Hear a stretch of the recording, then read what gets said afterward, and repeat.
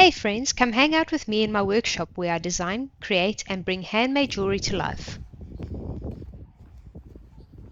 Today we're transforming this vintage South African 1-cent coin into a stunning piece of wearable art. This little guy hasn't been in circulation since 2001, which means we can legally modify it. And trust me, by the end of this video, you won't believe what it becomes. Let's get into it. First step, we need to drill our pilot holes. I'm using a super fine drill bit here because precision is everything. These tiny holes are what I use to put my saw blades through so I can start the piercing process on the inside of the negative space I am removing.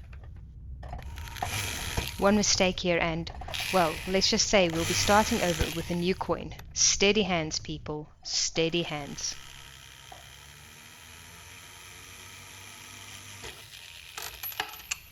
There we go, holes are drilled and now the real magic can begin.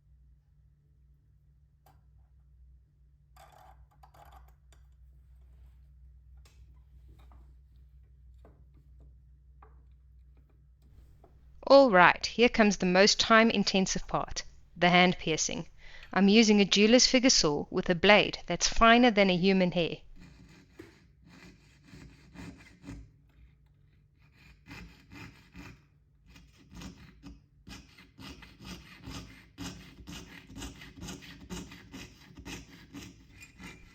This is where patience becomes your best friend.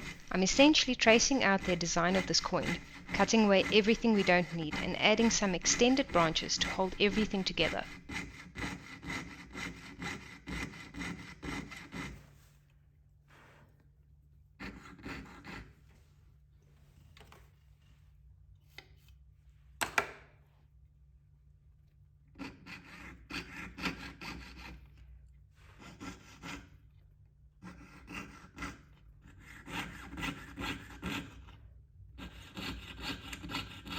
Tommy Sassine is the engraver responsible for the amazing work on this coin.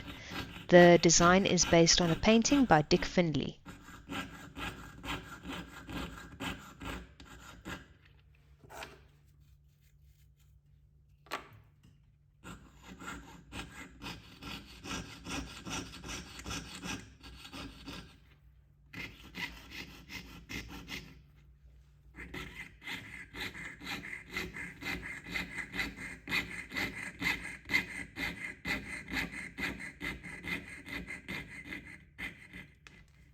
Now, you might be thinking, why not just use a laser cutter or a machine?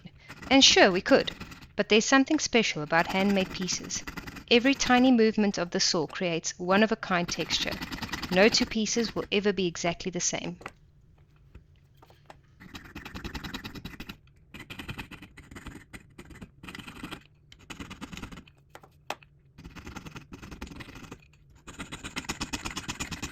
I really love the meditative rhythm of this. It's like metalworking ASMR, you know?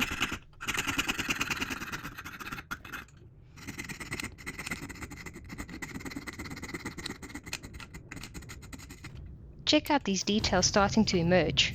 The key here is letting the saw do the work. If you push too hard, the blade snaps. And yes, I've learned that the hard way, many times.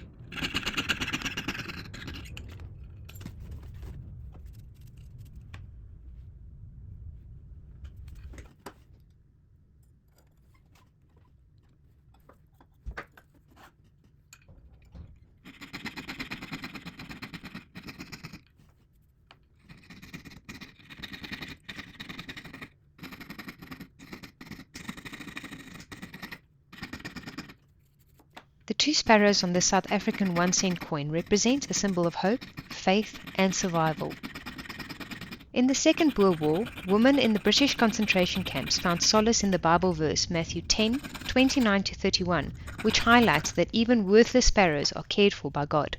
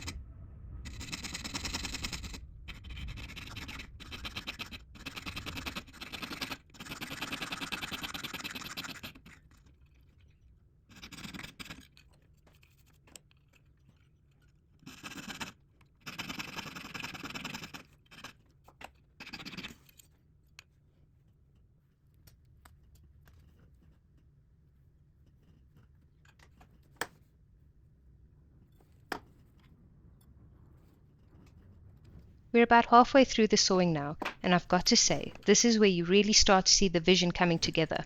Every curve, every line, it's all intentional. This isn't just cutting metal, it's sculpting.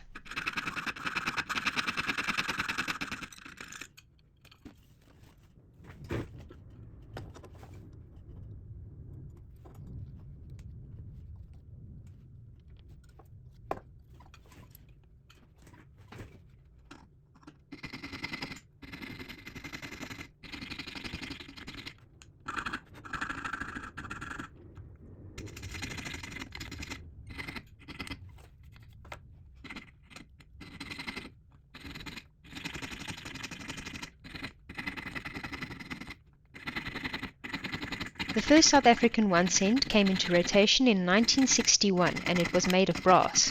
It was later replaced by the smaller 1 cent you see me working with here. This 1 cent was then later replaced by a smaller copper-plated steel 1 cent, which eventually went out of circulation in 2001.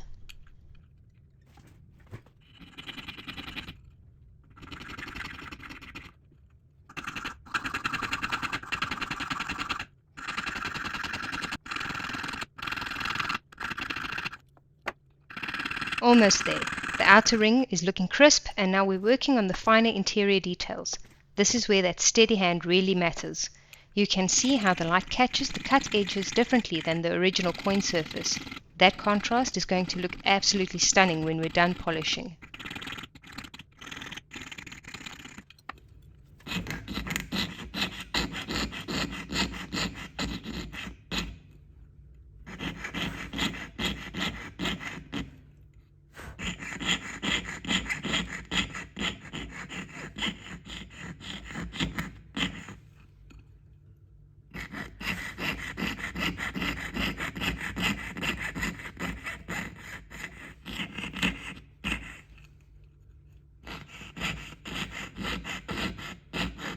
Okay, real talk. My hand is definitely getting tired at this point. You can also see the strain put on my fingers holding the coin whilst piercing. With all the friction, the coin also gets really hot when I'm piercing away. But we push through. This is the grind, literally and figuratively.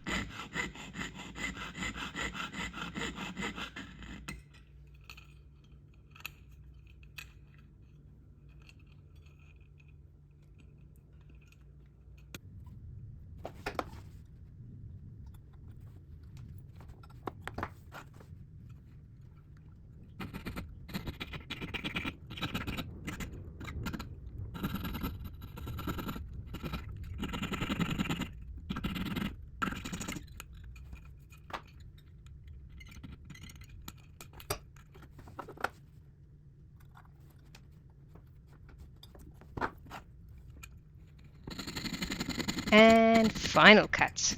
Look at that. The sewing is complete and honestly, this already looks incredible, but we're just getting started on the finishing process. Can you see all those tiny details, the feathers, the decorative elements? That's all hand pierced and has taken me years to master.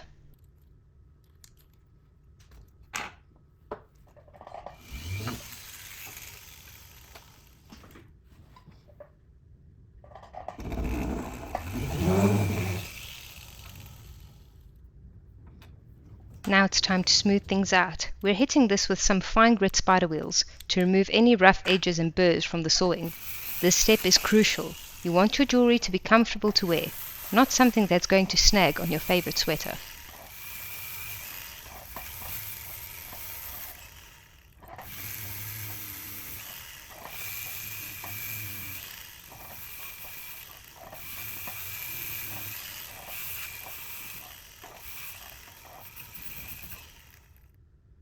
Time to make this wearable. I'm attaching a sterling silver O-ring bail to the top. This is what's going to let you wear this beauty on a chain. As you can see, I was very bored one day after making a whole bunch of O-rings, and I created this little chain with them, so I can easily remove an O-ring instead of searching for them for ages.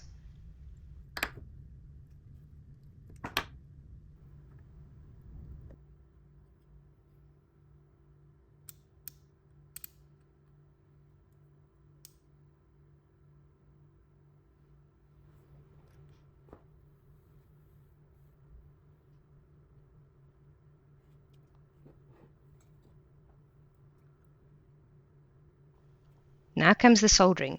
I'm using a small torch to heat up the joint. Then I add my powder flux that helps the solder flow into the connection. This creates a permanent, strong bond. The key is even heat distribution. Too much in one spot and you can damage the coin. Too little and the solder won't flow properly. It's all about finding that sweet spot.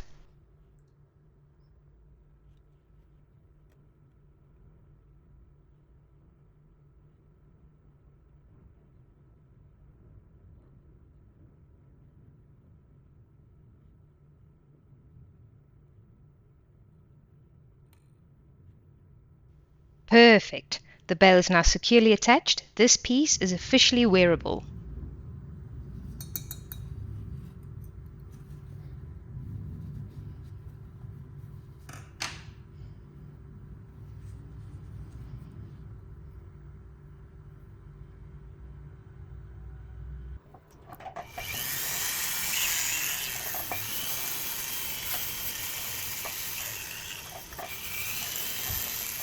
We're in the home stretch. Final polishing time. I'm going over this entire piece with a fine spider wheel. Watch how the light starts dancing off those cut edges. This is what I live for, that moment when a piece truly comes alive.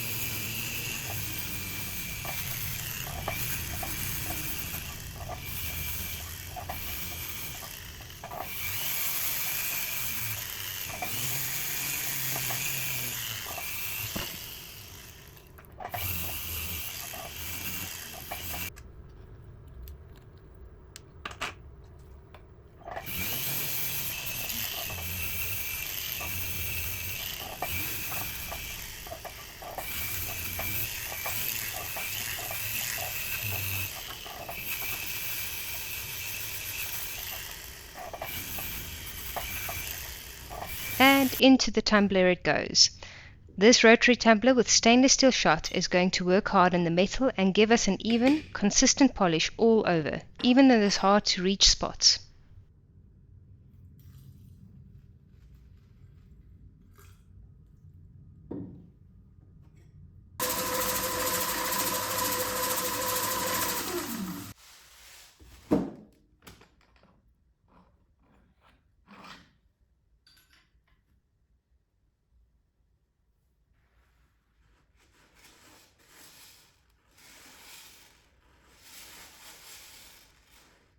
The tumbler does in 30 minutes what would take me hours by hand. Sometimes technology is your friend. Here I just give the coin a once over with a polishing cloth by hand, making sure the tumbler polished it properly, and it looks like it did a really good job.